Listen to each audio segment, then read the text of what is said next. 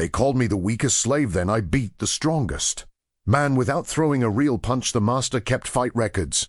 Winners, losers, injuries, bets placed. My name appears in that book twice, both times listed as expected loss. I weighed 140 pounds, thin frame, history of childhood illness, written down as frail, in every ledger they kept.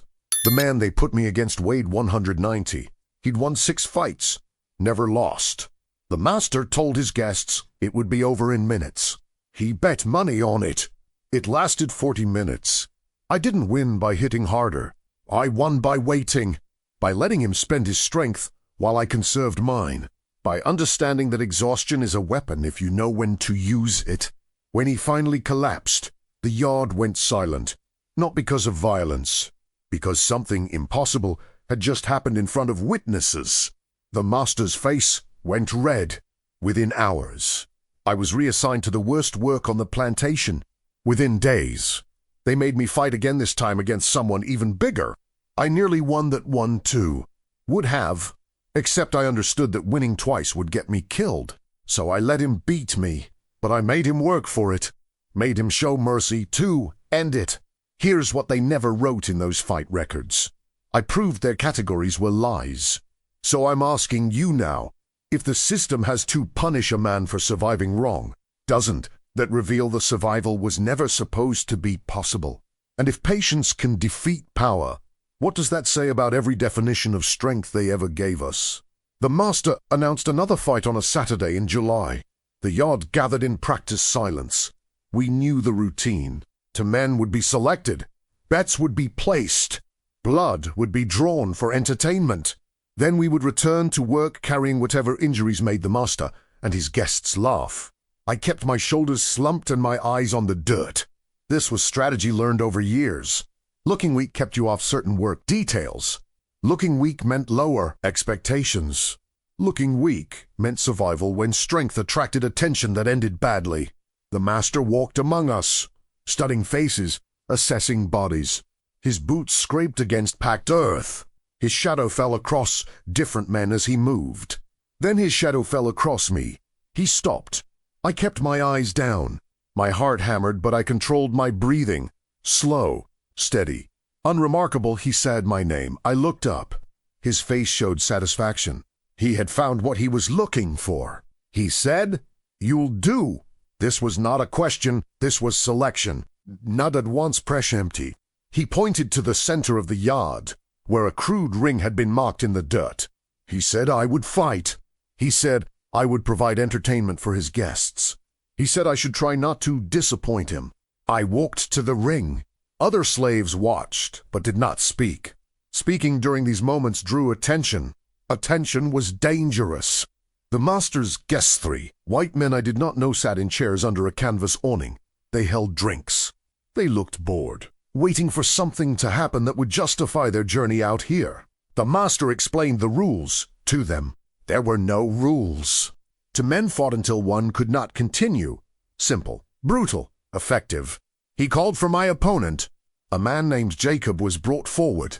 He was heavier than me by 30 pounds, broader through the chest and shoulders. His face showed confidence. He had done this before. He had won before. I had done this before too. 3 chimis. I lost all 3 times by collapsing early, by making it look like I could not take punishment, by giving them the spectacle they wanted quickly so the damage stayed minimal. The master positioned us opposite each other in the ring. He told Jacob to make it good, told him there would be extra rations if he put on a proper show. Jacob nodded. His eyes assessed me. He saw what everyone saw: thin frame, slumped shoulders, defeated posture. He saw easy victory. This was exactly what I wanted him to see. The master stepped back. He raised his hand, then dropped it. The fight began. Jacob came forward immediately, aggressive, wanting to end it fast. This was smart. Quick victories meant less risk of injury, less energy spent. I retreated. I raised my hands to protect my face but kept my guard loose, vulnerable. I made myself look panicked. Jacob swung. His fist caught my shoulder. I let the impact spin me, let momentum carry me sideways. I stumbled but did not fall. The crowd made sounds, laughter, comments, calls for blood. I circled away from Jacob, keeping distance, breathing hard like I was already tired. He followed, confident now, knowing this would be over soon. He swung again. This time I absorbed the blow across my forearms. Pain shot up to my elbows, but I had learned long ago how to separate pain from reaction. You could hurt without showing it. You could take damage without giving them satisfaction. Jacob pressed forward. He was doing exactly what I expected, spending energy early, assuming I would break fast. I retreated more. I let him chase me around the ring. I let him land glancing blows that looked worse than they were. The master leaned forward in his chair. He was watching closely now. This was lasting longer than he expected. I could see calculation in his face, wondering if he had made a mistake choosing me, wondering if I would embarrass him in front of his guests. I needed to be careful. Losing too fast looked staged. Lasting too long looked suspicious. The key was finding the middle, the place where defeat seemed natural, inevitable, just slow enough to be interesting. Jacob caught me with a solid punch to the ribs. The air left my lungs. I went down to one knee, gasping. The crowd noise increased. This was what they wanted. This was the script. But something had shifted in my body. The blow had been hard, but not as hard as Jacob intended. He was already tiring. His breathing was labored. Sweat ran down his face despite the early hour. I had been counting his breaths since the fight started, watching the rise and fall of his chest, tracking the rhythm. He was working 3 times harder than I was, chasing, swinging, spending himself while I conserved. This was not conscious strategy. This was instinct born from years of illness as a child. Pneumonia at age 7 that nearly killed me. Weeks of lying in the quarters learning how to manage breath, how to make small amounts of air do more work, how to survive when your body barely functions. That illness had marked me as weak, had written frail beside my name in whatever ledgers the master kept, had determined my value, my assignments, my future. But it had also taught me something the healthy never learn. Efficiency matters more than strength when both are limited. I stood slowly. Jacob circled me, hands up, ready to finish this. I kept my guard loose, kept my posture defeated, but I was watching everything now. The way his left foot dragged slightly, the way his right shoulder dropped before he swung, the way his eyes telegraphed his intentions. He lunged. I stepped left. His fist passed through empty air. The crowd went quiet for a moment. That was not supposed to happen. The weak did not dodge. The weak took punishment until they fell. Jacob's face showed confusion, then anger. He came at me harder, faster, trying to overwhelm me with aggression. I gave ground. I retreated in a circle, keeping him turning, keeping him working. Each step he took cost him air. Each swing he missed cost him balance. The master was not smiling anymore. His guests had stopped talking among themselves. They were watching now, leaning forward, trying to understand what they were seeing. Jacob threw a wild punch. I ducked under it. His momentum carried him past me. He stumbled, caught himself, turned. His breathing was ragged now, desperate. He had expected this to be over already, expected me to be down, finished, removed from the ring. But I was still standing. Time stretched. The sun climbed higher. Dust rose from our movement, hanging in the air like smoke. I kept my strategy simple. Let him spend himself. Let his strength become his weakness. Let time do what force could not. Jacob came forward again. Slower now. Mori karefu. He was starting to understand that this was not going the way he had been promised. I waited. I kept my hands up, my body angled to absorb blows at angles that dispersed impact. This was geometry learned through necessity. You could not avoid all pain, but you could control where it landed and how much damage it did. He swung. I turned my shoulder into it. The punch glanced off muscle instead of hitting bone. He swung again. I stepped back just enough that his fist missed by inches. The yard had gone completely quiet now. No laughter, no calls, just watching, witnessing something that should not be happening. A clean opening appeared. Jacob had overextended. his weight too far forward. His guard dropped from exhaustion. I could see the sequence before it happened where the step he were to strike, how to end this. But ending it meant revealing what I had been hiding, meant proving I was not what they thought I was, meant changing my classification in the master's mind from weak to something else, something that would bring different attention, different dangers. I hesitated. Jacob recovered his balance. The moment passed. The master shouted, "End this." His voice carried authority and anger. This was taking too long. This was not the entertainment he had promised. This was humiliation developing in front of witnesses. Jacob heard the command. He gathered himself for one final push. He came at me with everything he had left. I saw the opening again. Clearer this time. Undeniable. His left side was exposed. His breathing was so labored he could not react quickly. His legs were unsteady. I stepped inside his guard. I placed my weight carefully, using his momentum against him. My fist connected with his ribs, not hard, not brutal, just precisely placed where breath lived. The air left his body. His eyes went wide. He staggered backward. I did not follow. I did not press the advantage. I just stood there, hands still up, waiting. Jacob tried to advance. His legs would not cooperate. He took one step, then another, then his knee buckled. He went down. The yard absorbed the impossible. Silence thickened. No one moved. The master stood from his chair. His face was red. His hands were clenched at his sides. Jacob stayed down, gasping, unable to rise. He had not been beaten by strength or violence. He had been beaten by patience, by strategy, by understanding that time could be a weapon when you knew how to use it. I kept my face empty, showed nothing, no triumph, no satisfaction, nothing that would suggest I had known this would happen. But inside, I was calculating consequences. What I had just revealed, what it would cost me, what would come next. The master walked to the edge of the ring. He looked at Jacob on the ground, then at me, still standing. His voice was quiet when he spoke. "Get out of the ring." I obeyed immediately. I walked away without looking back, without checking on Jacob, without acknowledging what had just happened. But everyone in that yard knew. The whispers would start within minutes. The story would spread by evening. The master's miscalculation would become legend in the quarters. And I would pay for it. This was the trap I had just walked into. Winning meant losing in ways that would take time to fully understand. I returned to my usual place near the tool shed. I sat down in the shade. My hands were shaking, but I kept them hidden. Other slaves kept their distance. Association with me had just become dangerous.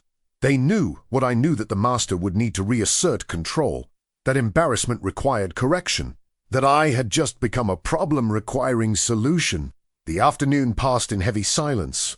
Work resumed, but everyone was distracted. Eyes kept drifting toward me, toward the master, waiting to see what would happen. Evening came. Supper was distributed. I ate my portion slowly, knowing it might be my last full meal for a while. After dark, footsteps approached the quarters. The overseer entered carrying a lamp. He called my name. I stood. I followed him outside. He led me to the barn where punishments were administered. 2 other men waited their hired overseers from neighboring plantations. The master had called for reinforcements. The overseer said, "The master wants you to understand something." I said nothing. He said, "You embarrassed him today, in front of his guests. That cannot stand." I nodded. There was no point in arguing, no point in explaining. The system did not care about explanations. They bound my wrists to a post. They administered correction, not as severe as it could have been, but severe enough to make the point. When they finished, they left me there in the dark. I stood against the post, tasting blood, feeling fire across my back, understanding what I had learned today. The master had called me weak because my thin frame fit his narrative. He had chosen me for the fight because watching the weak lose confirmed his view of order. But I was not weak. I was efficient. I was patient. I knew how to survive with limited resources. and that made me dangerous in ways he had not anticipated. The problem was not that I won. The problem was that I won wrong. I won using methods that did not fit the script. I revealed that the system's categories strong, weak, valuable, worthless were more flexible than they pretended. I had exposed a crack in the foundation, and cracks must be sealed quickly or they spread. I hung there in the barn, alone in the dark, my body screaming, my mind racing through implications. Tomorrow, the master would reassign me. He would watch me more closely. He would make sure I never had the opportunity to disrupt his narrative again. I had survived the fight, but survival was about to get much harder. They cut me down from the post at dawn. The overseer said, "You have new assignments." I nodded. My back was fire. My wrists were raw from the ropes. But I could stand. I could walk. I could continue. He led me to the far fields. The ones worked by men who had proven themselves problems. The ones where oversight was constant and rest was scarce. He said, "You work here now, alone. You don't talk to the others. You don't cause trouble. You disappear into the work." I understood. This was containment. This was how the system dealt with disruption's isolation. Increased surveillance. Reduction to a role so grueling that resistance became impossible. I said, "Yes, sir." He left. I picked up a hoe and began working the hard clay soil that had resisted cultivation for years. This was punishment work, the kind designed to break bodies and spirits. But I had learned something yesterday that the master did not understand yet. I had learned that his categories were wrong, that what he called weakness was actually a different kind of strength, that endurance could matter more than power. The sun climbed. Sweat soaked through my shirt despite the morning coolness. My back screamed with every movement. But I kept working, finding rhythm, finding efficiency, making the grueling labor slightly less grueling through careful management of breath and motion. The overseer watched from under a tree 50 yards away, making sure I stayed alone, making sure I did not spread whatever infection of ideas I had demonstrated yesterday. Days passed like this solitary work, constant observation, minimal food, maximum effort. Other slaves working nearby kept their heads down. They had been warned. Association with me meant sharing my fate. But messages still passed. Small things. An extra piece of cornbread left where I would find it. A nod of recognition when the overseer was not watching. Quiet acknowledgement that what happened in that ring mattered to them, even if they could not say it aloud. 2 weeks after the fight, Jacob approached me. It was evening. The overseer had left for supper. Jacob came across the field boundary quickly, his face showing something between shame and anger. He said, "How did you do it?" I did not answer immediately. I looked around, checking for watchers. He said, "I was stronger, heavier. I've won 6 fights. I should have ended you in minutes." I said, "You fought hard." "I fought careful." He shook his head. "It was more than that. You knew something. You saw something I didn't." I said, "I saw you getting tired." He stared at me. "That's it. You just waited." I said, "Waiting is harder than swinging. But it works better when the other person does not know you're doing it." He stood there for a long moment. Then he said, "They're going to make you fight again. The master wants to prove yesterday was luck. He's bringing someone from another plantation, someone bigger." My stomach tightened. "When?" "Saturday. 3 days." He walked away before anyone could see us talking. I returned to my work, but my mind was calculating. The master needed to restore his narrative, needed to prove that yesterday was an accident, an aberration, a meaningless disruption that did not challenge the established order. He would choose someone who could not lose, someone whose size and strength would overwhelm whatever strategy I tried. 3 days to prepare. 3 days to decide if I should win or lose. 3 days to weigh the cost of either choice. I chose to win, not because I wanted to, because losing on purpose after winning once would look suspicious, would suggest I had been playing games, would bring worse consequences than winning again. But I needed to win differently, less obvious, more explainable, in a way that let the master save face. Saturday came the yard, gathered again. Larger crowd this time. The master's guests had told others. Word had spread about the impossible thing that happened here. People wanted to see if it would happen again. My opponent was brought in from a neighboring plantation. His name was Samuel. He was massive, 6 feet, tall, 230 pounds, arms thick as fence posts. The master introduced him to the crowd. He explained that Samuel had never lost a fight, that Samuel had put 3 men in the infirmary, that this time there would be no confusion about the outcome. Samuel looked at me and smiled, not cruel, just confident. He saw what everyone saw, thin man, damaged back barely healed, no chance. The master positioned us in the ring. He gave Samuel specific instructions. End it quickly, but not too quickly. Make it entertaining. Make it clear. Samuel nadać his role. This was performance as much as violence. The master raised his hand, dropped it. Samuel came forward fast. I retreated immediately, giving ground, making it look like fear. He threw a punch. I ducked under it, felt the air displacement as his fist passed over my head. The crowd responded with approval. This was what they wanted. The small man running from the large man, the natural order being restored. Samuel pursued. He was not wasting energy like Jacob had. He was pacing himself, staying controlled, waiting for the right opening. This was a problem. Samuel had been coached. Someone had told him what happened last week. He was not going to repeat Jacob's mistakes. I needed to make him change his strategy, needed to make him work harder than he intended. I circled right. He coached me off a direction. He followed smoothly, staying patient. I threw a weak punch. He blocked it easily, then countered with a body shot that drove the air from my lungs. I folded, gasping. This was real pain. Samuel hit harder than Jacob, harder than anyone I had faced before. He stepped back, giving me space to recover. This was mercy that would cost him. Giving your opponent time to breathe was strategic failure. I straightened slowly, still gasping, but I was watching his eyes, seeing his thought process. He was holding back, trying to make this last, trying to give the crowd a proper show before finishing me. This was his mistake.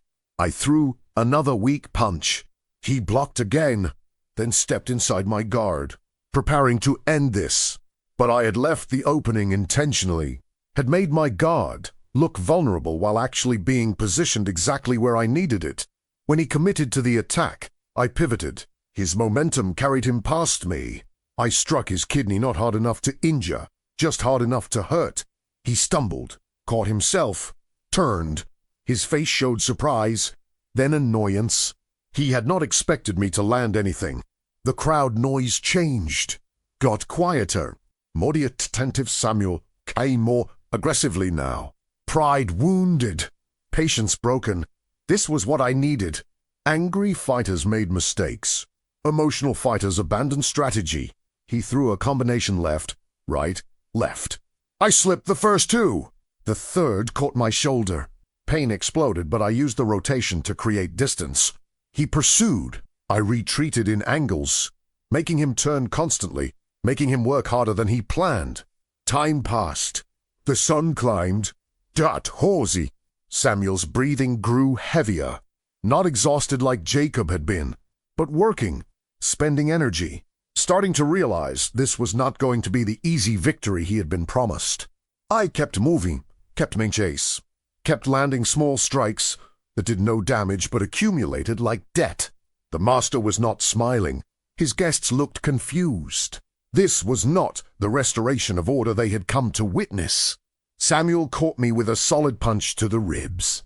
I felt something crack, pain sharp and bright. I went down to one knee. He stood over me, breathing hard, waiting for me to quit. I looked up at him. Our eyes met. I saw recognition there. Understanding he knew what was happening, knew that I was not weak, knew that the master had miscalculated again, but he also knew we were both trapped in this, both required to play our roles, both facing consequences that extended beyond this ring. I stood, pain screaming from my ribs, vision blurring. Samuel stepped back, gave me space again. This was the second time he had made that mistake. I pressed forward. This surprised him. The hurt man was not supposed to attack. I threw a jab, he blocked it. I threw another. He blocked that too. Then I dropped my guard completely, left myself open, gave him a clear shot to end this. He hesitated. This was mercy, conscious choice. He could see I was hurt badly, could see continuing would cause serious damage. The master shouted, "Finish it." Samuel looked at the master, then at me, then threw a careful punch that caught me in the chest. Hard enough to put me down, but not hard enough to break anything more. I went down, stayed down. Let this be over. The crowd made sounds of approval. Order restored. The strong defeated the weak. The natural hierarchy confirmed. Samuel was declared winner, given his prize, congratulated. I lay in the dirt until the yard cleared, until only the overseer remained, standing over me. He said, "Can you walk?" Other pushed myself up. Pain radiated from my ribs with every breath. He said, "You almost won again." I said nothing. He said, "That would have been very bad for you." I said, "I know." He walked me to the infirmary. The woman who tended injuries there looked at my ribs, felt them carefully, then wrapped them tight with cloth. She said, "You're lucky. Could have been worse." I said, "Thank you." She said, "Why do you keep doing this?" I said, "I don't choose to be put in the ring." She said, "No. Why do you keep not dying the way they expect you to?" I had no answer for that. She finished wrapping my ribs and told me to rest. I returned to the quarters and lay on my bunk, breathing shallow, thinking about what had almost happened. I had almost won again, almost proven twice that the master's categories were wrong, almost forced him to either accept the evidence or find a way to make me disappear permanently. Samuel had saved me by showing mercy, by understanding what would happen if I won twice, by choosing to protect me even while defeating me. That night, whispers spread through the quarters. Different than before, quieter, more careful. Someone said I had thrown the fight. Someone else said Samuel had held back. Someone else said the master was making plans. I lay in the dark, listening, saying nothing. 3 days later, my work assignment changed again. The overseer came at dawn. He said I was being moved to the sawmill. Dangerous work, high injury rate, but isolated, away from the other slaves. I understood. This was another form of containment, another attempt to make me disappear into labor that would either break me or consume enough attention that I could not cause more disruption. I worked the sawmill for 2 years, cutting timber, hauling logs, operating machinery that could sever limbs if you made small mistakes. Men lost fingers there regularly, lost hands, died when logs shifted wrong. I was careful. I used the same efficiency I had learned from illness, the same patience I had used in the ring, the same understanding that surviving meant working smarter rather than harder. Other workers at the mill watched me, saw that I lasted when others fell, saw that I kept all my fingers when others lost them, started asking quiet questions about how I managed it. I shared what I knew, how to read wood grain, how to position your body so if something went wrong, you would escape roots, how to manage breath during heavy labor so exhaustion did not make you careless. The overseer noticed. He saw that injuries decreased. He saw that production increased. He did not understand why, but he was not going to question success. After 2 years, I was reassigned to training new workers, teaching them how to operate equipment safely, how to avoid the mistakes that cost fingers and lives. This was not reward. This was practical. I was more valuable teaching than working. The master had finally found a category that fit me, not strong, not weak, but useful in ways he had not originally anticipated. But something had changed, not just for me, for all of whose word this plantation, about the thin man who outlasted the strong one, about waiting being a weapon. Other slaves on other plantations heard variations of the story, some accurate, some exaggerated, all of them carrying the same message. The categories were not fixed. The roles were not permanent. What looked like weakness could hide other kinds of power. I never fought again. The master never selected me after that second fight. He had learned his lesson. Some disruptions were safer to contain than to test. But the lesson had escaped containment anyway. It was out there now, moving through conversations I was not part of, changing how people thought about strength and survival. Years passed. I grew old at that sawmill, taught hundreds of men how to work without dying, saw many of them survive long enough to see freedom come. When the war ended, when the plantation broke apart, when we all scattered into uncertain futures, people still remembered the story. It's Stu told you. Still used it as evidence that the system's definitions were lies. I am an old man now. I live in a small house I built with my own hands. I work occasionally, teaching carpentry to young men who need trade skills. People sometimes ask about my life in bondage, about how I survived, about whether I ever fought back. I tell them about the sawmill, about teaching safety, about the practical skills that kept me alive. I do not usually tell them about the fights, about standing in that ring twice and proving that patience could defeat power. But I am telling you now, because this is the truth they tried to contain and failed to eliminate. The master called me weak because my body was thin. He put me in the ring because watching the weak lose confirmed his worldview. He expected me to fall fast, and hard and grateful that it was over. But I had learned something from years of illness that the healthy never understand. You can survive on very little if you know how to use it efficiently. I waited. I watched. I let stronger men spend themselves while I conserved. And twice I proved that their categories were wrong. The second time, I lost on purpose because winning again would have cost me my life. But losing on purpose, while forcing a massive man to show mercy, was its own kind of victory. The system adapted, found new ways to contain me, turned disruption into utility. But the crack was already there. The evidence was already spreading. The lie about strength and weakness had been exposed to enough witnesses that it could not be completely erased. This is what I want you to understand. They measure worth by size, strength, capacity for hard labor. They create categories and assign value. They tell us who is strong and who is weak and expect us to accept these designations as truth. But their measurements are wrong. Their categories are lies. And sometimes the thin man in the ring teaches. Everyone watching that patience is a weapon they cannot confiscate. I survived by being what they called weak, and that made me dangerous in ways they could never quite eliminate.